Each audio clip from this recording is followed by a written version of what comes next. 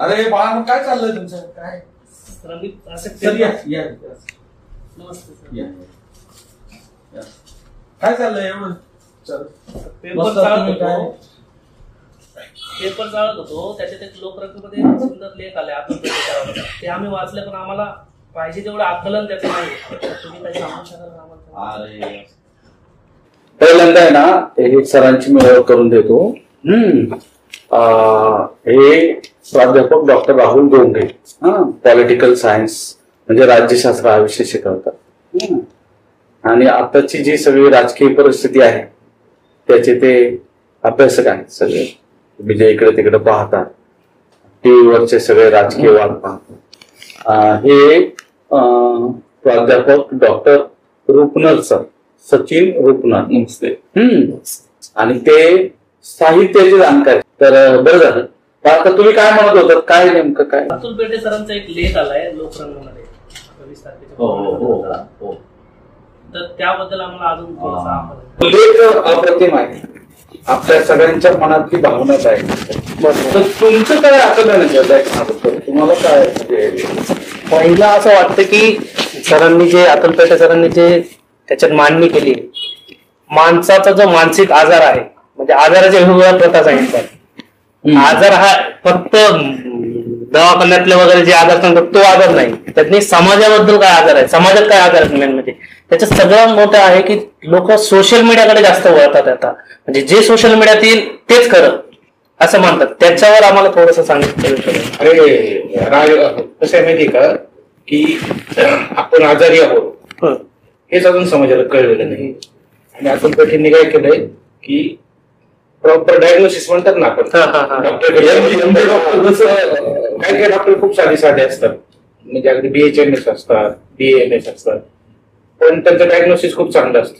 ते MBBS वाल्याचं दुकान चालत नाही, पण यांचं डॉक्टर, कारण त्यांना नाळ कळलेली असते आजाराची. तसं अतुल पेटेंना समाजाची जो अस्वस्थता आहे त्याची नाळ त्यांनी पकडलेली. कारण हा समाज आजारी आहे हे समाजाला कळतच नाही, कारण तो इतका अस्वस्थ आहे की तो त्याच्या धुंदीतच आहे.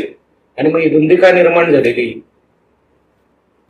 असे प्रश्न तुम्हाला आता हळूहळू पडतील.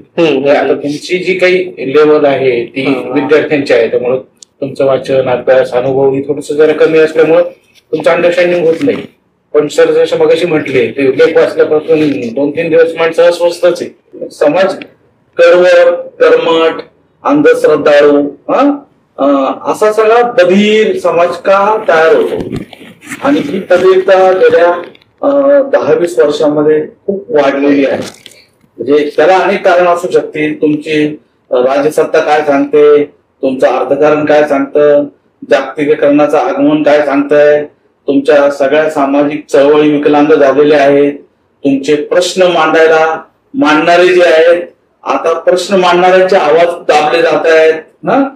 तर अशा सगळ्या ही केवळ मला वाटतं ही केवळ भौतिक अस्वस्थता नाहीये, तिच्या मागे इझमची सुद्धा लढाई आहे, वेगवेगळ्या वादांची पण लढाई आहे.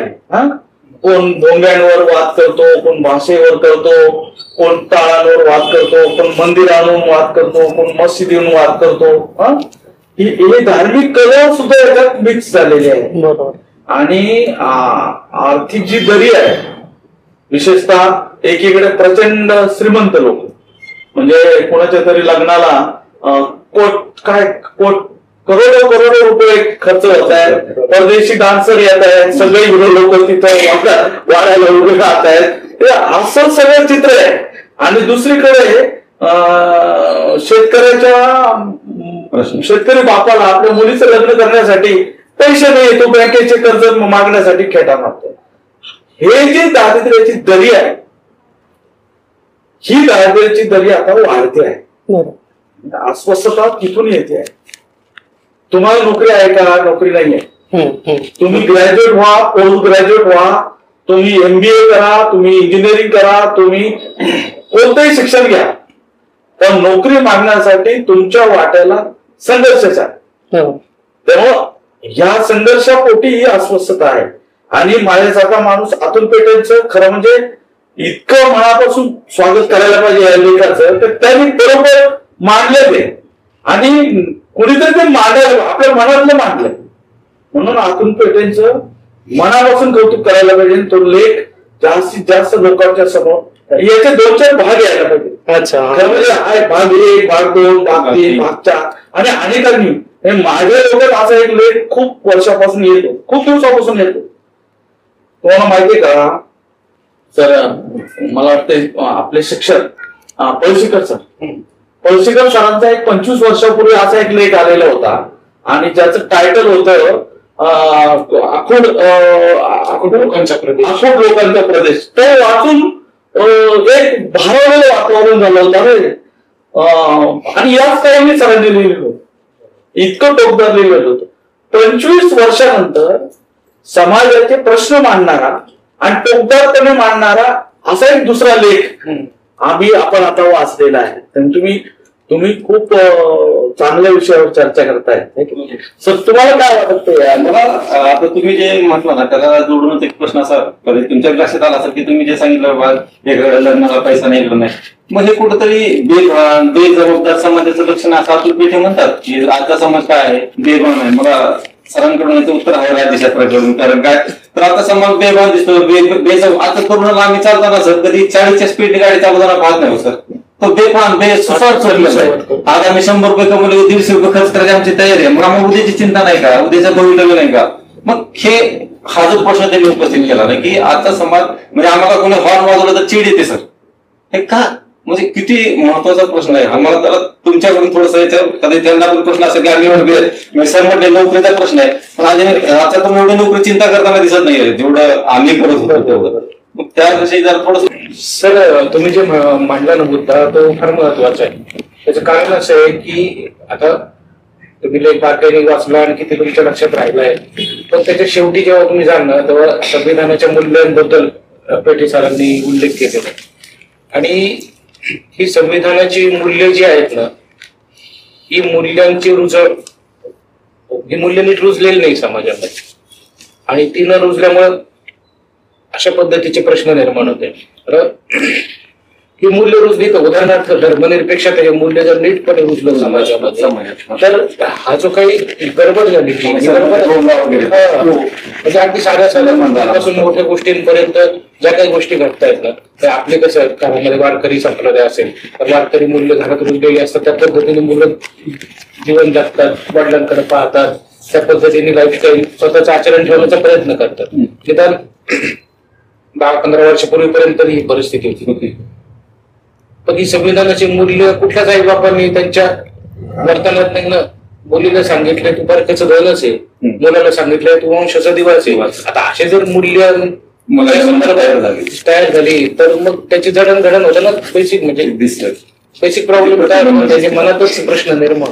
आणि मग ही संविधानाचे मूल्य आहेत ना ही संविधानाचे मूल्य अगदी सोप्या भाषेमध्ये मुलांपर्यंत पोहोचले पाहिजे. कारण मुलं काय आपलं संविधान घेतलं आणि वाचलंय आणि मग ते संविधानाचा विचार करून वागायला लागले असं काही एवढं काही कृत्रिम पद्धतीने घडत नाही ना. त्यामुळे ही सगळ्या अस्वस्थतेच्या मुळाच्या 2-3 गोष्टी त्यात जसा धर्म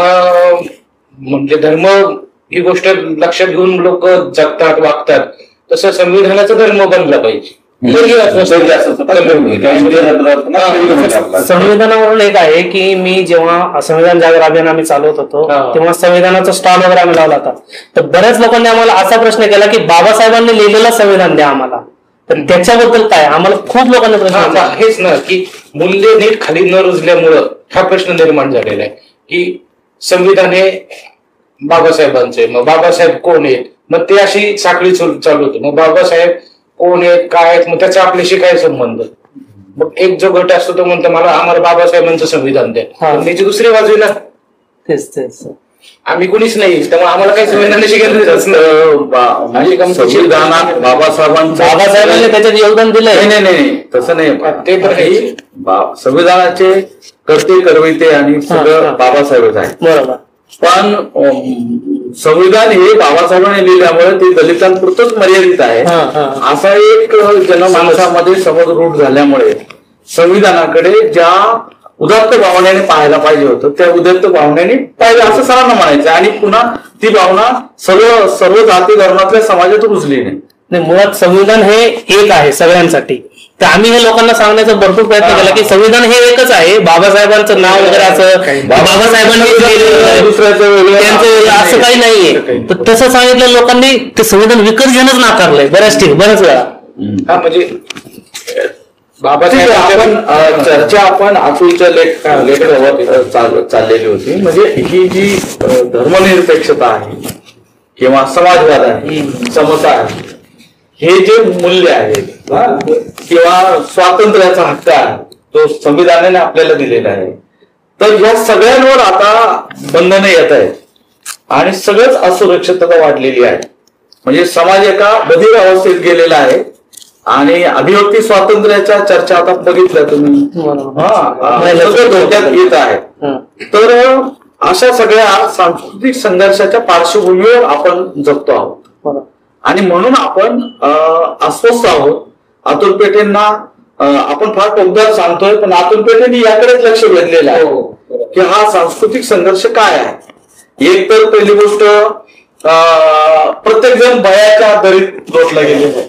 अतुलचा शब्द आहे मला वाटतं, भयाच्या दरीत आहे. मला तर कधी कधी असं वाटतं सर की प्रत्येकाच्या खिशात आहे ना चाकू आहे आणि त्या चाकूचा रंग आहे ना कोणाचा भगवा आहे, कोणाचा निळा आहे, कोणाचा हिरवा आहे, कोणाचा लाल आहे आणि प्रत्येक जण वेगवेगळ्या रंगाचे चाकू घेऊन आपल्या समोर उभे आणि कधी ते आपल्याला चाकू काढून आपल्यावर वार करतील आणि आपल्याला संपून टाकतील. तर ही जी भीती सर्वसामान्य नागरिकाला वाटणे हीच अस्वस्थता. तर ही भीती काही नुसती याच्यातून येत नाहीये, कशा काय म्हणतात त्याला हाणामारीतून येत नाहीये, तर ही विचारातून पण येते.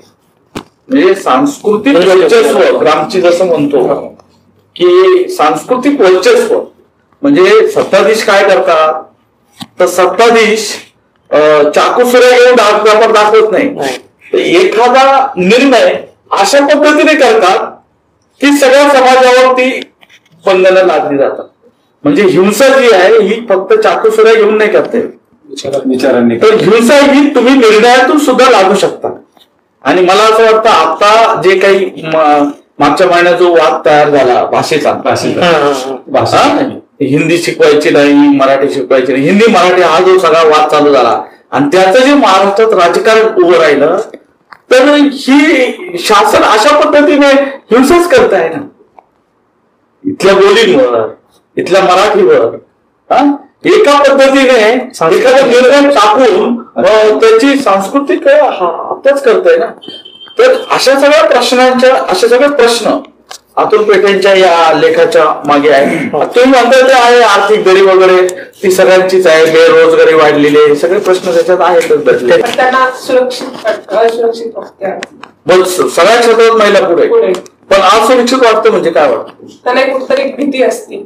आताच्या काळात खूप काही म्हणजे घटना चालल्या मग तुला स्वतःला वाटतं का असुरक्षित आहे? मग रात्री उशिरा वगैरे म्हणजे कुठं बाहेर जायच्या आधी विचार करणे, म्हणजे कुठं काही झालं तर असं काय होऊ शकतं असं वाटतं? बॉम्बस्फोट होतील का, दंगे होतील का, तुला उचलून कोणी घेऊन जाईल, तुला किडनॅप करील, काय भीती वाटते? कोणी उचलून घेऊन जाईल, कोणी काय करेल असं भीती वाटते. हीच अस्वस्थता आहे. आता ही सनातन आलेली अस्वस्थता आहे. म्हणजे महिला एवढ्या शिकल्या बरोबर आहे की नाही, तर ती अस्वस्थता समाजात आहे. तर त्यासाठी तुम्ही काय उपाय नाही, तुझं काय मत आहे? कसं माणूस आता माणसात राहिलेला नाहीये. माणूस एकमेकांचा जातीमुळे एकमेकांचा द्वेष करतोय, अनेक कारणांमुळे द्वेष करतोय.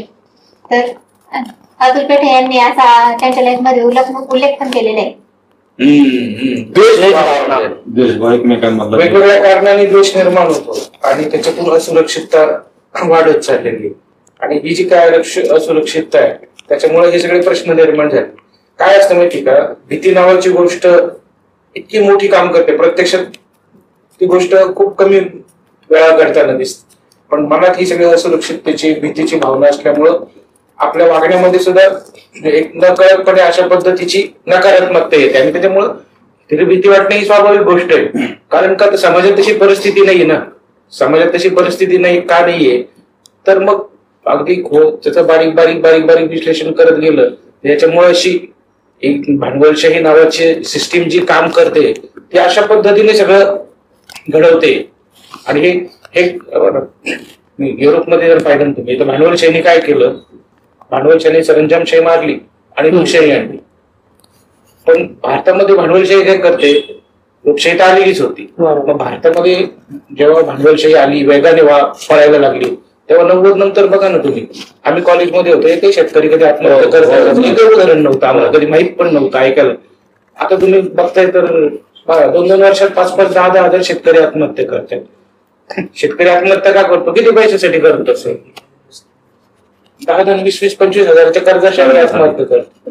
आणि इकडे मोठी मोठी लोक करोडो रुपये घेऊन पळून जातात, ते अजून येत नाही. हा ते येत नाही. म्हणजे ही अस्वस्थता कुठेतरी आहे ना.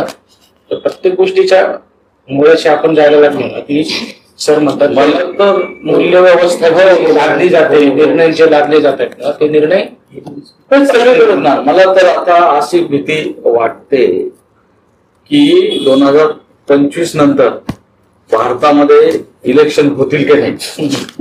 कारण आपण ज्या पद्धतीने हुकुमशाहीकडे, अध्यक्षीय हुकुमशाहीकडे किंवा वेगवेगळ्या पद्धतींकडे निघालेलो आहोत.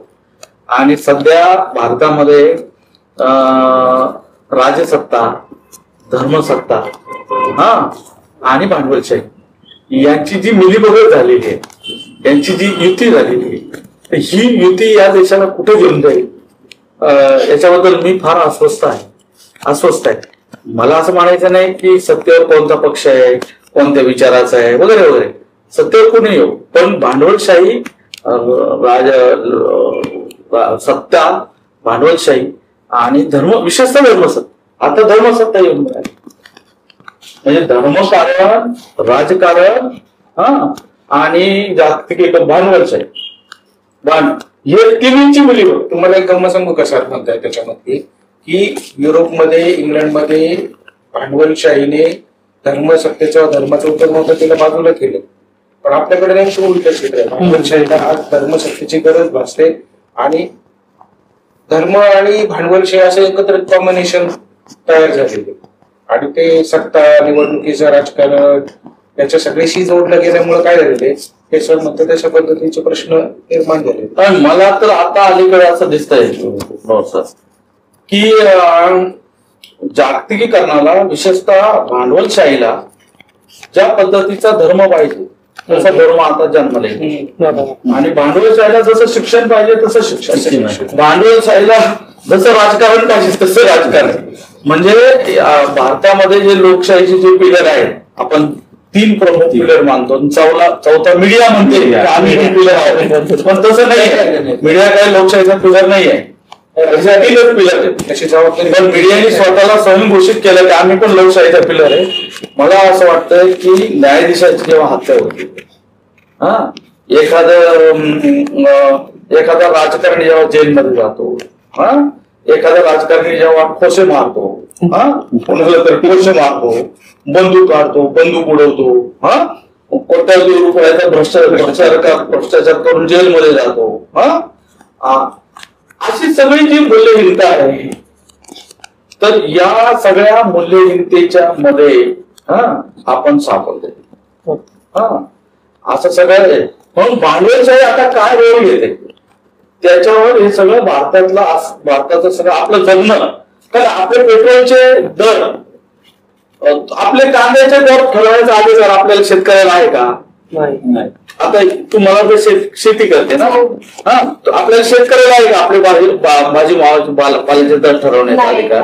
नाही. ते कोण ठरवतं?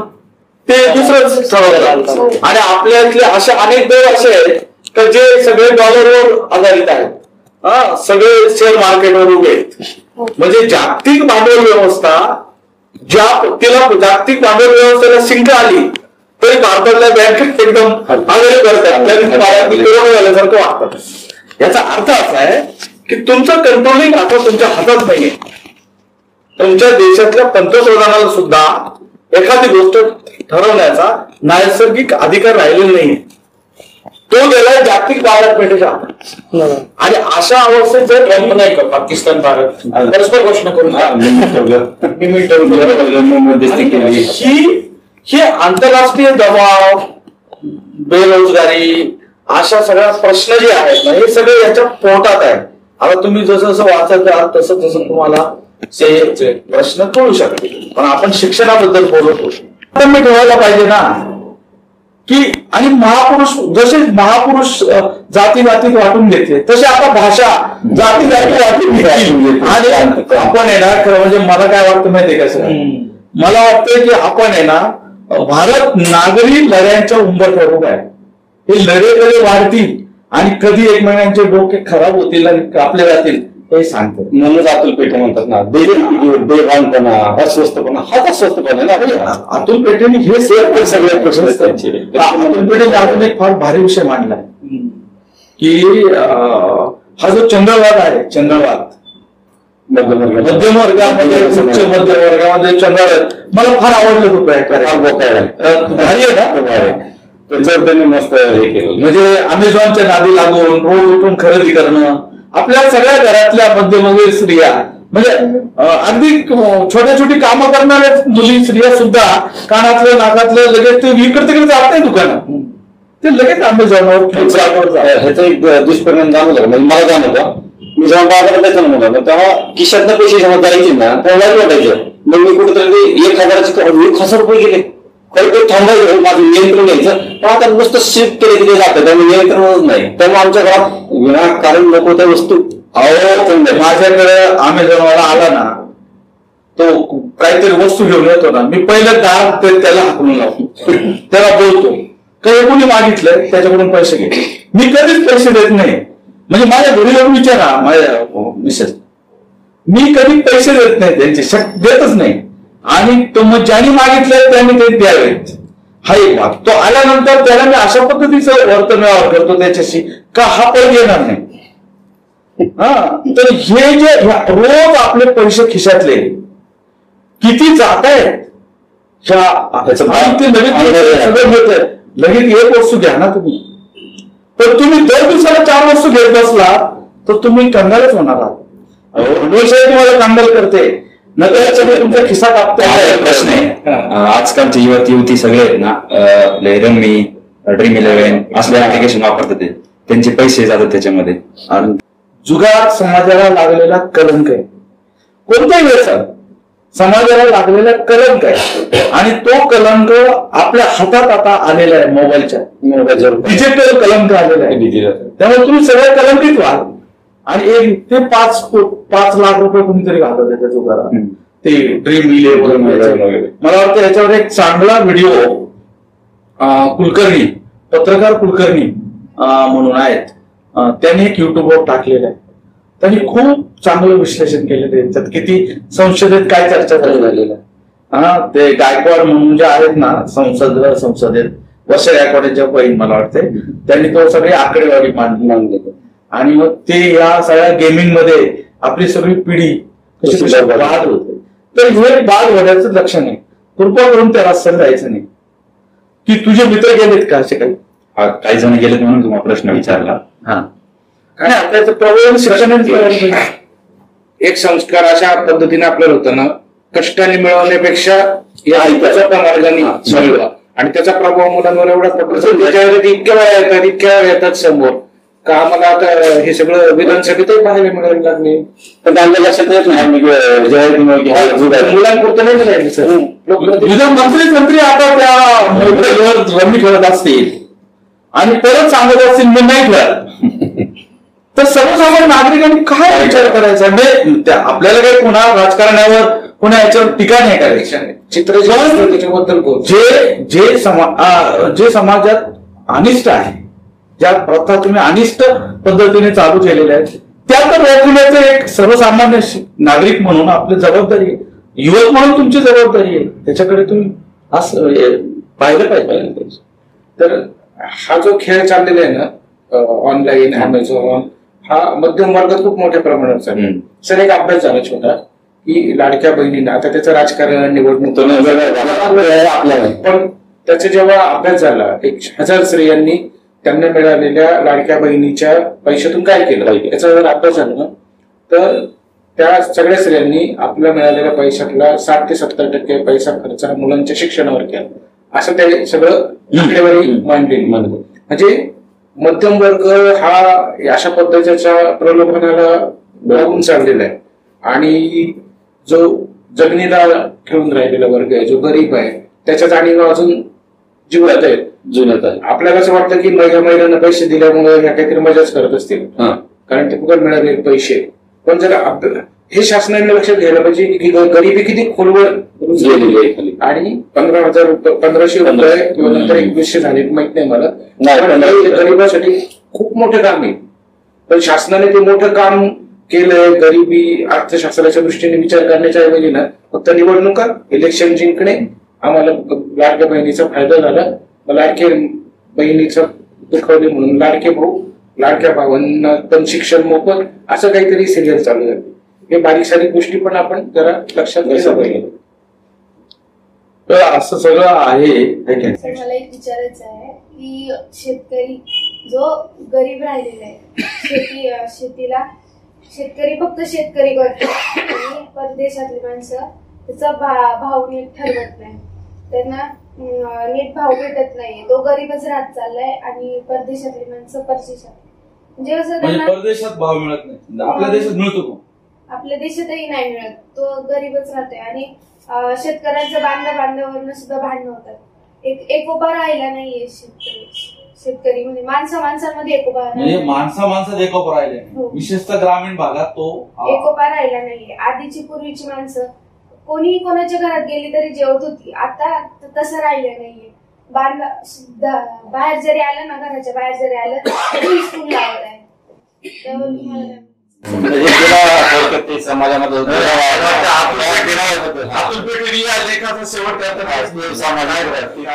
काय म्हटलंय, समाज असा आता सध्याचा समाज एकमेकांपासून कसा दूर चालला, समाजातला दुरावा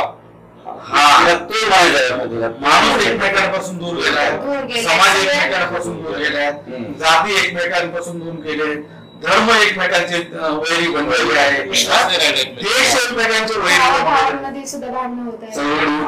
असं सगळी युद्धाची परिस्थिती सगळीकडे तयार झालेली, म्हणजे सगळीकडे अनाबंदी मांडलेली आहे. तर तिचं मी ते करेल, मी आर्गुमेंट टाकेल, मी हे करेल ते करेल, हेच तिचं मत आहे की ते तर आहे, त्याच्यात मानलं त्यांनी त्या संदर्भात ते विचार आहेत ना. कसं आहे, याच्यावर आपण चिंतन करायला पाहिजे की आपल्या मेंदूचं सपाटीकरण कोणी केलं.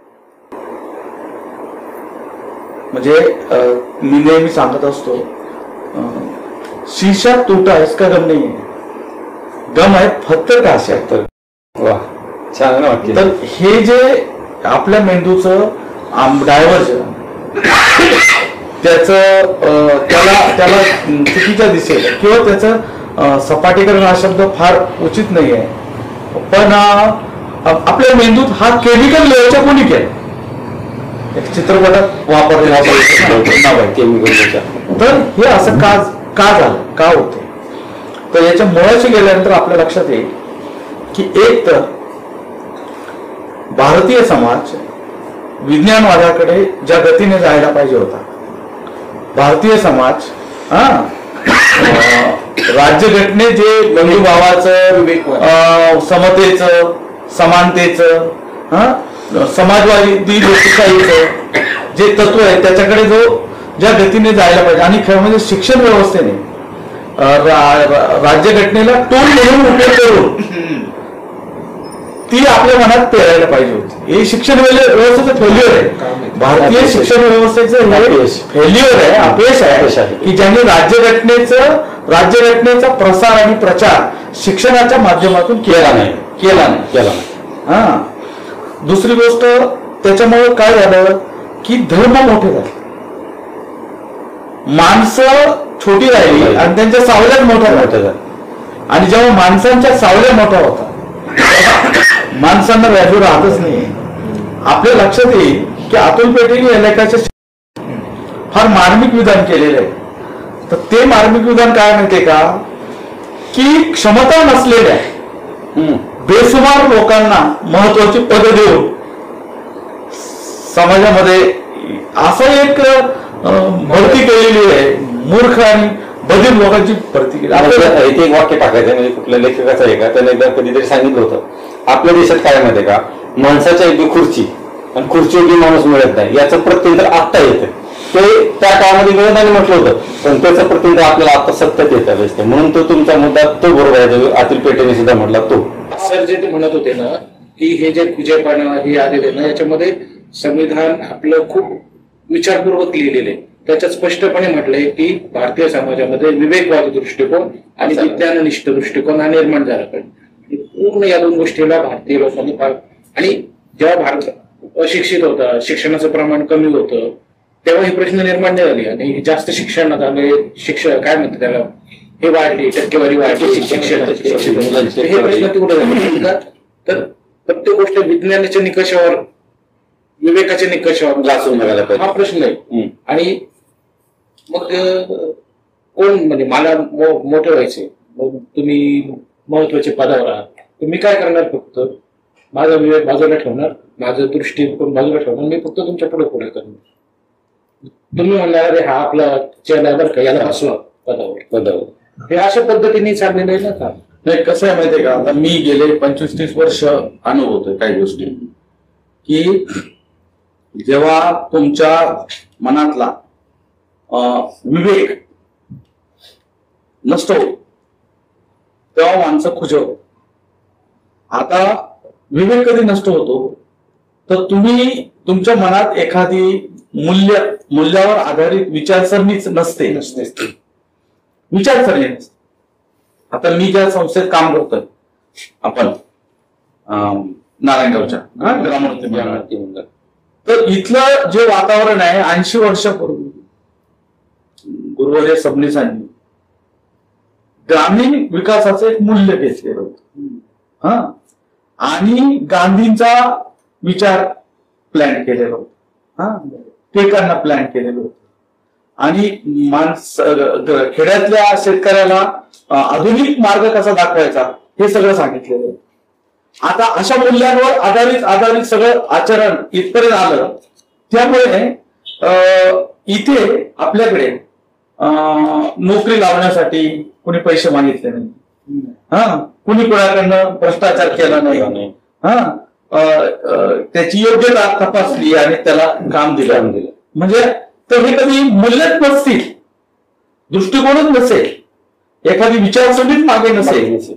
आता मी बघतोय अनेक ठिकाणी की फक्त पैसे कमवण्यासाठी ज्यांनी शिक्षण संस्था उघडल्या, फक्त पैसे कमवण्यासाठी, व्यवसाय करण्यासाठी, तर ते लोक त्यांच्या मर्जीतले कमी बुद्धीचे बेअक्कल लोक वरच्या पदावर बसवतीलच.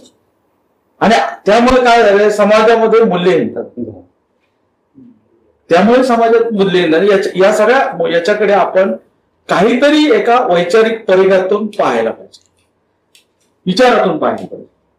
आणि मला नेहमी सतत असं वाटत आलेलं आहे की शिक्षक असतो म्हणजे काय असतो, तर तो काही गुलाम नसतो. बाबासाहेबांनी शिक्षकाची एक सुंदर व्याख्या सांगितली. मला वाटतं EGCचं वर्धापन दिन होता, त्यावेळेस त्यांचं एक भाषण होतं आणि त्यांनी डेक्कन कॉलेजचं उदाहरण दिलं होतं. ते म्हणाले शिक्षक आहे ना, प्राध्यापक हा सर्वांग सुंदर असतो आणि सर्वश्रेष्ठ असतो. त्याच्या खाली पण कोणी नसतं आणि त्याच्या वर पण कोणी नसतं. पण दुर्दैवानं अनेक वर्षामध्ये प्राध्यापकाला किंवा शिक्षकाला त्याचं शिक्षक पण जगण्याची मुभाच नाहीये. आणि जो ते जगतो तो रस्त्याला चालला तरी तिथे विद्यापीठ तयार होतं, झाडाखाली बसला तर तिथं एक विद्यापीठ तयार होतं. त्याला कोणतं असं बंदिस्त रूम लागत नाही, त्याला फॅन लागत नाही, त्याला 10-10 हजारच्या खुर्च्या लागत नाही, त्याला AC लागत नाही, काय लागत नाही. हे शिक्षक जगण्याची गोष्ट आहे. बाबासाहेबांना असा शिक्षक अपेक्षित होता. आणि ते म्हणत होते की तुमच्या खाली पण हेरार्की काही नाहीये आणि वर पण काय. पण आपल्या आता आपण सगळ्या खालच्या शिपायांपासून तर सगळ्या लोकांना, चपराशांपर्यंत सगळ्यांना अशा पद्धतीची वागणूक देतोय का ते माणूसच नाहीये. आपण समजतोय आपल्या खाली कोणीतरी आहे.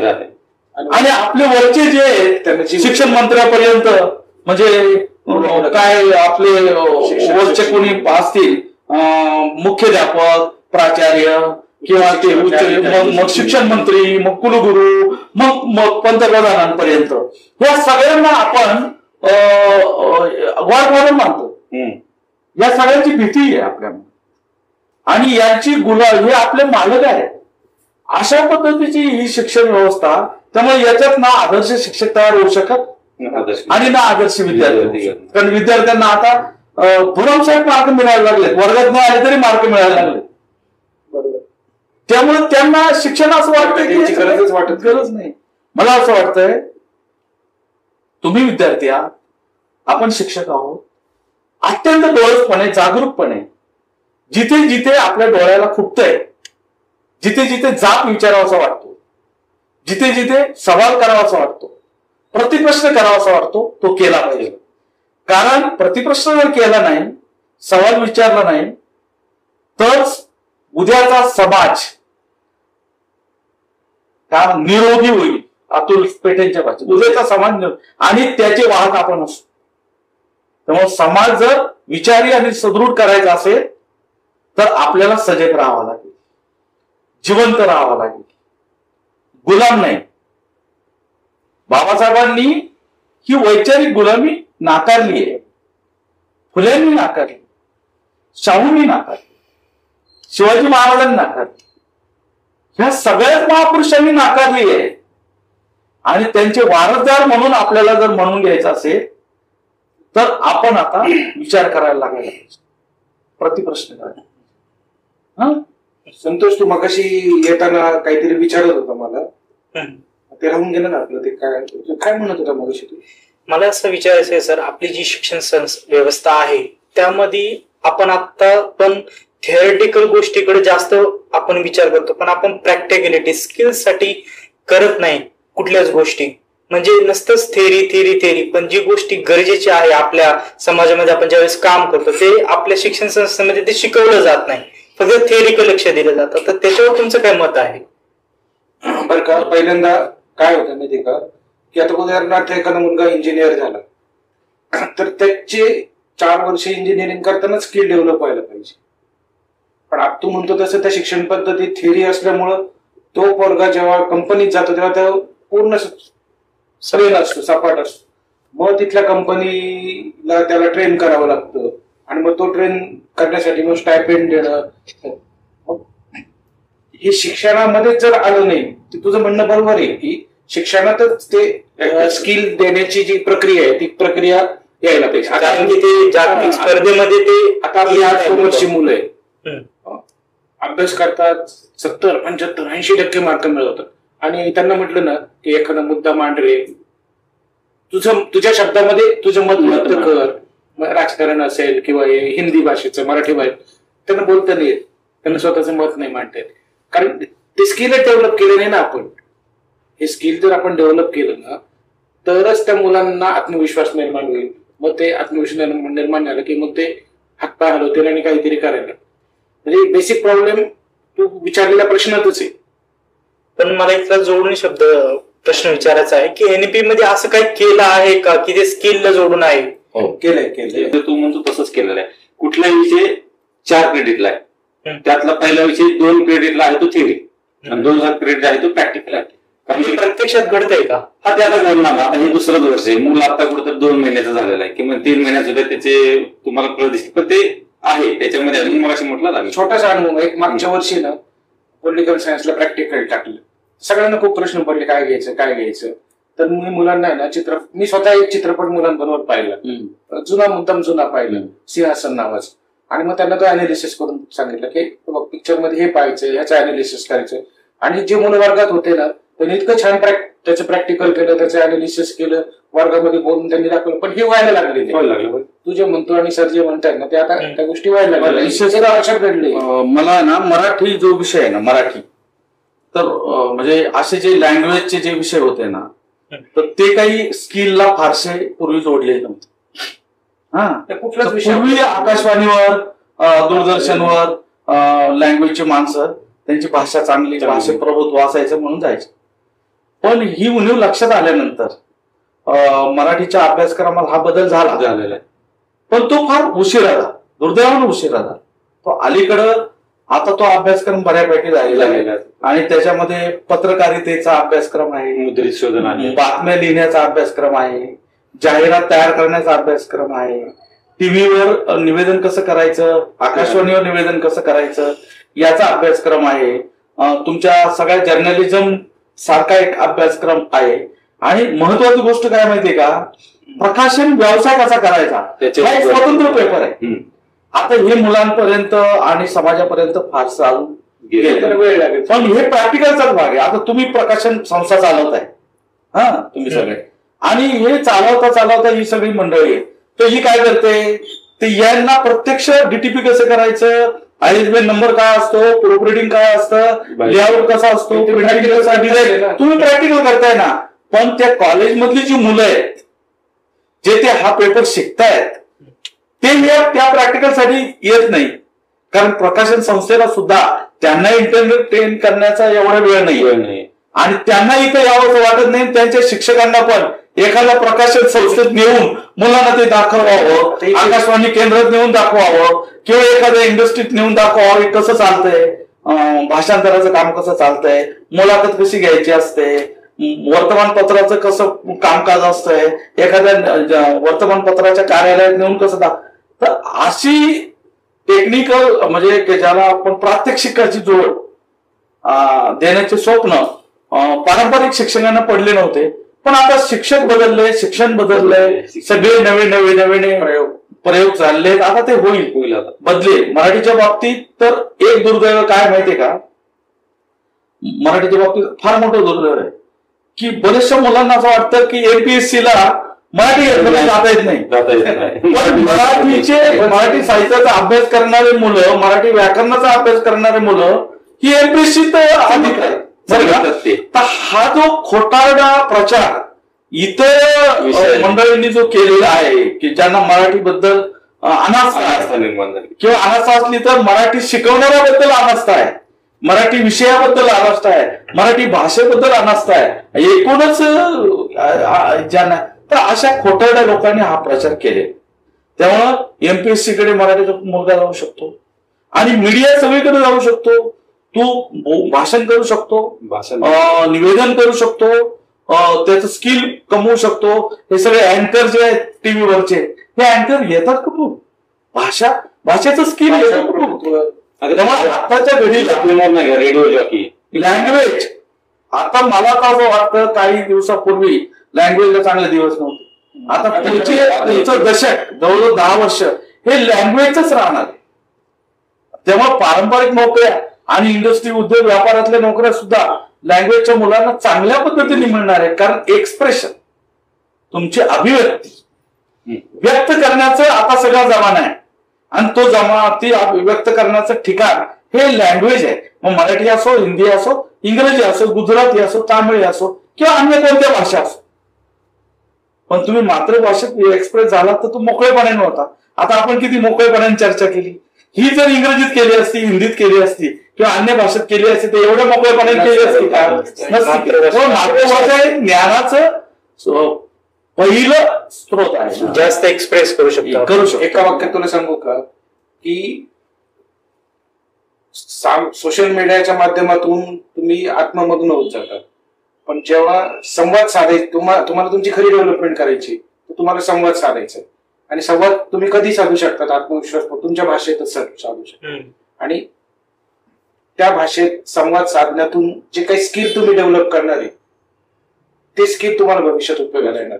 कारण नंतर अशी माणसं बोलता येत नाही, लोकांना बोलू शकत नाही, वाचता येत नाही. जेव्हा अतुलच्या लेखाचं आहे ना, तुम्हाला आता अतुल पेठ यांचं एक उदाहरण सांगतो. 20 वर्षापूर्वी अतुल पेठ यांना आपण इथं बोलवलं आणि त्यांना सांगितलं होतं की आमच्या मुलांना तुम्ही अभिनयाचे धडे द्या. अतुल पेठे हे असं एक व्यक्तिमत्व आहे की कलेवर किती प्रेम करा, नाटकावर किती प्रेम करा.